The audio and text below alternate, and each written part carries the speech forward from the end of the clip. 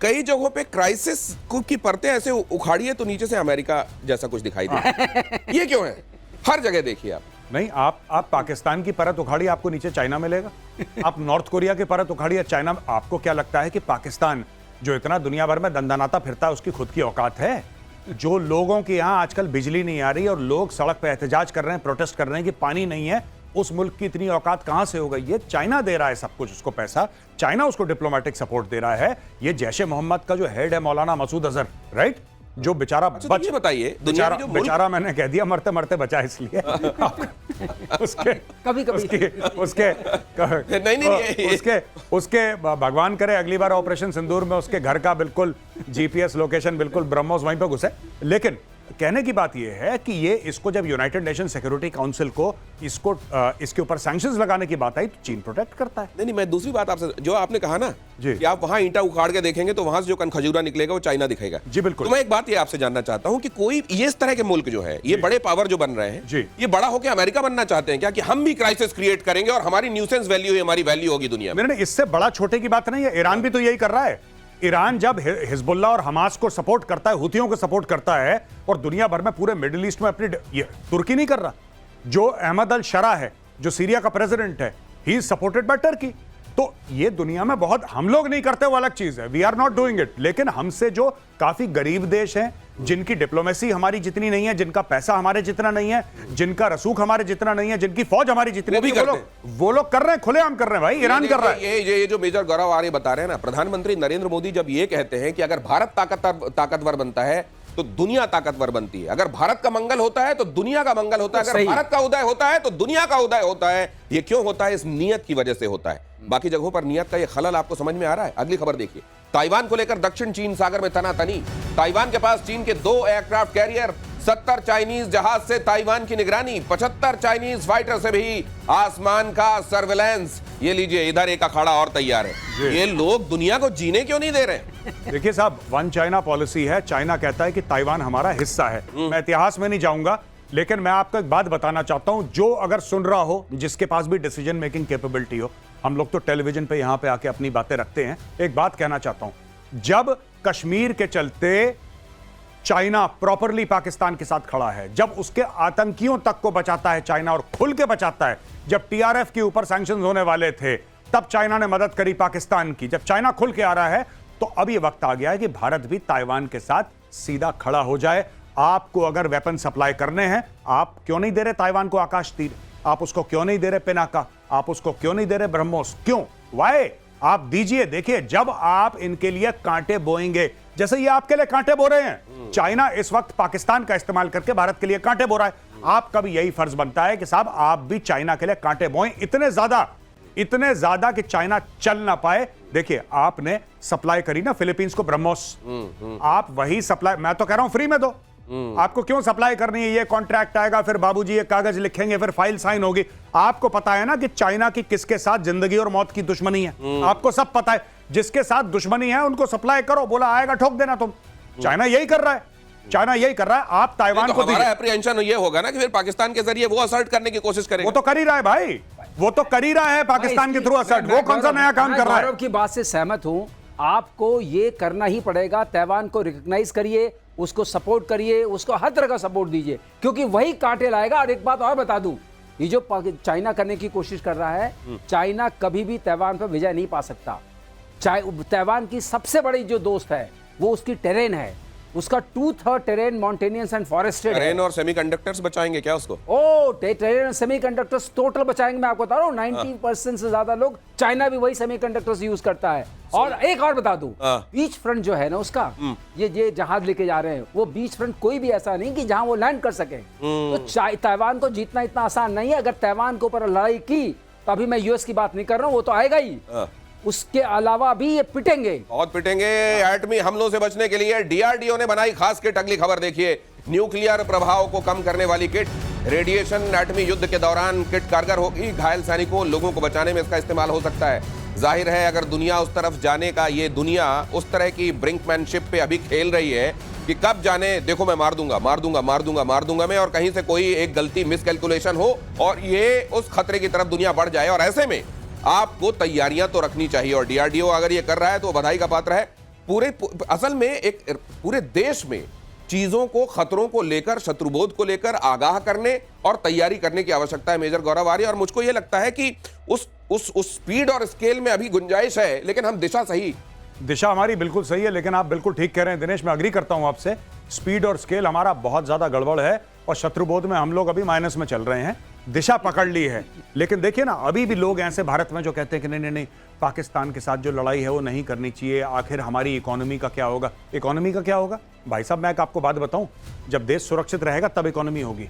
बिना सुरक्षा के कोई इकोनॉमी किसी देश की नहीं होती। Let's be very very clear. और चाइना क्या चाह रहा है? चाइना पाकिस्तान के थ्रू आपकी इकोनॉमी को डैमेज करना चाह रहा है। दैट इज वाई मैं ये नहीं कह रहा कि 26/11 के पीछे चाइना था, मैं वो नहीं कह रहा, लेकिन आप ये भी मानिए कि क्यों मुंबई को सेलेक्ट करा गया 26/11 के लिए। वाई मुंबई? कोई बॉर्डर लगता है महाराष्ट्र का, मुंबई का बॉर्डर लगता है पाकिस्तान से।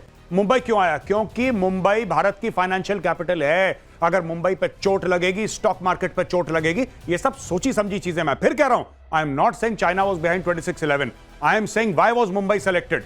क्यों मुंबई पे हमला हुआ, ये सोचिए जरा।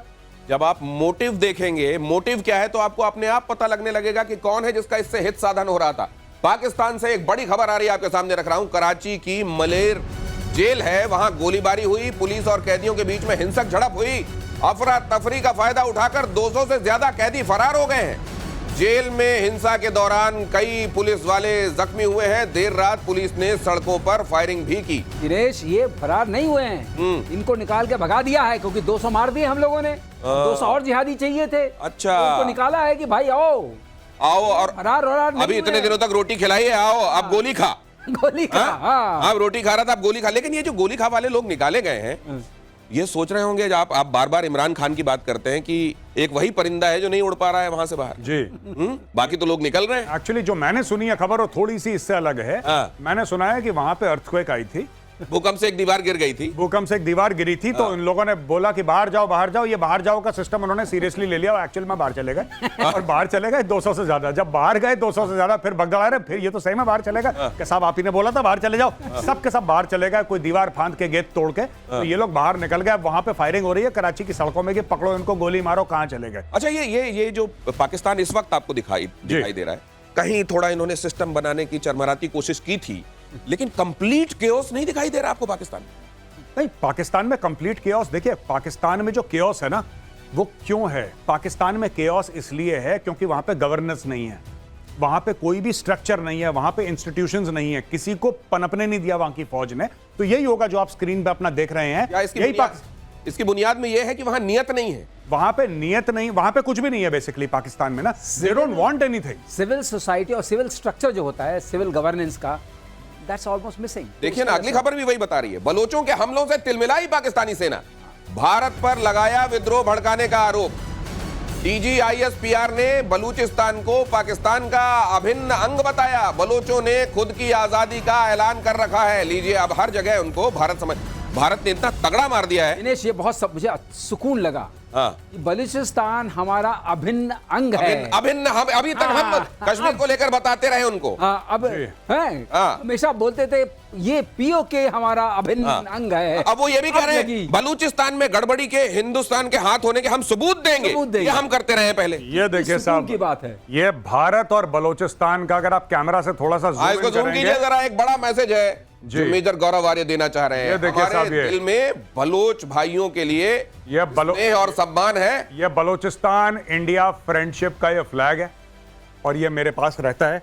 It's always here with me, मेरे साथ रहता है ये, और मैं अपने पास रखता हूं इसको, और ये हमारे दिल के पास रहता है। This is always there and I wear it very often. आज मैं कैरी कर रहा था तो मैं ये दिखाना चाहता हूं कि इस प्रकार से है ये, और एक बड़ा संदेश है जी। और अगर यहां पर ताइवान को लेकर बात हुई है तो बलूचिस्तान को लेकर भी यहां से बार बार कहा गया है इस बात को कि अब एम्बिग्विटी खत्म होनी चाहिए। अब बड़े क्लियर डिमार्केशंस और बहुत क्लियर पाले खींचे हुए होने चाहिए कि ये इधर हमारे दोस्त हैं और इधर हमारे शत्रु हैं, और उसके बाद अपना काम हमको करना चाहिए। ये अगली खबर आपको देखिए और गहराई से समझाएगी। पाकिस्तान का आतंकी चेहरा फिर से बेनकाब। शहबाज का करीबी लश्कर कमांडर के साथ दिखाई दिया।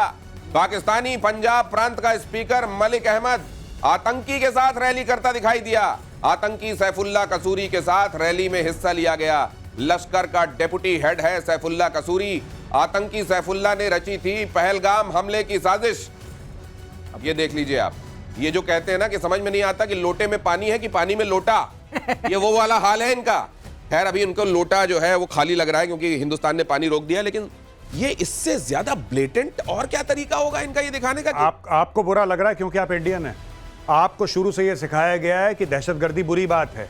पाकिस्तान में मैं कई बार कह चुका हूं, ये कोई नई बात नहीं है, पाकिस्तान में बच्चों को सिखाया जाता है कि बेटा बड़े होकर तुम्हें हफीज सईद अंकल जैसा बनना है, तुम्हें मसूद अजहर अंकल जैसा बनना है, तुम्हें दाऊद अंकल जैसा बनना है। तो ये जो इनके जितने भी अंकल हैं आप स्क्रीन पे देख रहे हैं, ये सारे अंकल हैं। नहीं तो जब ये अंकलों के बारे में बताता है, यूनाइटेड नेशन बताता है, अमेरिका बताता है कि मोस्ट वांटेड है, तो ये बताया करें ना कि हमको भीख मत दो, ये तो हमारे अंकल हैं। नहीं, ये बच्चों को अपने मैं आपकी बात समझ गया, बिल्कुल ठीक है, लेकिन ये अपने बच्चों को ये बताते हैं कि ओसामा बिन लादेन को बुरा बोल रहे हैं, ये साजिश कर रहे हैं, ये बहुत बड़ा कौम का हमारे हीरो है। ये मुशर्रफ के डायलॉग्स हैं, ऑन रिकॉर्ड है, मुशर्रफ ने बोला है सही कि ओसामा बिन लादेन हमारी कौम का हीरो है, ये उसने बोला है, मुशर्रफ ने बोला है। मुल्ला उमर से ओसामा बिन लादेन से हर एक तरह की गड़बड़ी यहां पाने के बावजूद वो जो पूरी दुनिया में गड़बड़ियों को दूर करने का ठेका जिसने लिया हुआ है वो फिर से दे देता है इनको, लोग इस दिन और जियो। ऐसा है कि ये तो गढ़ ही है ना, यही तो जन्म लेते हैं ये लोग, यही बड़े होते हैं, यही गढ़ है।